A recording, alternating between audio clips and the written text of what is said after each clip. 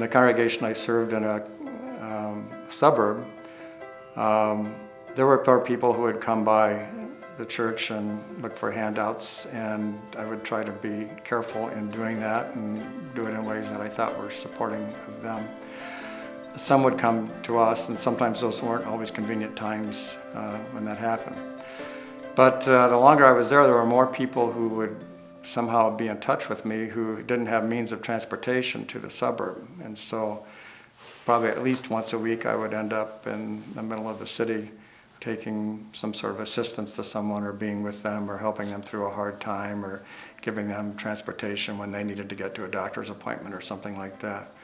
I felt like I had the congregation's support doing that. The funds that were distributed were reimbursed if they were out of my personal funds, but the congregation was generous doing that, and I felt that was the love of the congregation being shown to the world. I think even if there is judgment or a best decision, I think that's usually done in love. I can't see any way of not acting in love, even if you need to say no, or even if you need to be in a position where you're trying to help someone see a different way of doing things.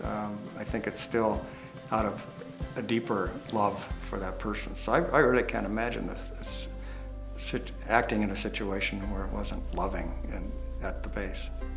Lately I've been thinking more about Jesus in Galilee, I think, in the preaching. And although he had crowds, he wasn't welcomed by the authorities. And I've heard recent lectures as more has come to light about Roman culture, how cruel they were to the people. And they said he was on a hillside, and I wonder if that was escaping, not on the main road, but he was in the hills. He had a great following, because no one was happy with the Roman Empire at that time. And even though Romans sometimes were fair, they could be very cruel. And so these kinds of stories remind me that Jesus was on the road. He was on the outside. He was not in the common places, although sometimes he would be in the middle of a synagogue. But I think he always lived on guard, because to be loving takes you to the places that aren't on the main road sometimes. And I'm retired now, and I think what I miss the most, I knew I would, but I do, is the distributing of Holy Communion. Both presiding at and distributing the Eucharist.